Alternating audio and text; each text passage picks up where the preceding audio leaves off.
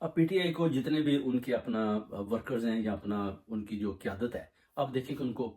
کافی حد تک ریلیف ملنے شروع ہو گیا، یعنی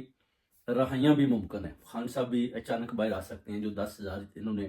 بے گناہ آدمی پکڑے ہوئے ہیں، ایک دم ان کو بھی چھوڑ سکتے ہیں کہ ٹھیک ہے ان کو بھی جانے دیں، کیونکہ 9 مئی کے حوالے سے تو ان کو پتہ ہے کہ ان سب کو بے گناہ گرفتار کیا ہوا ہے۔ ابھی قوم اور اس کمیونٹی عوام کو بھی پتہ چل چکا ہے، اندر سے بھی جو ان کی کالی بھیڑیں تھیں انہوں نے بھی بتا دیا کہ یہ سب ایک جھوٹا بیانیہ ہے جس کے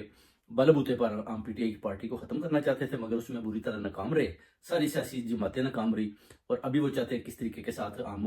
بوری بسترا اس طریقے کے ساتھ لپیٹے کہ نہ تو اپنا گلدان ٹوٹے اور نہ کوئی پھول ٹوٹے، اور خان صاحب بھی آرام سے باہر آ جائیں اور ہماری بھی جان چھوٹے، اور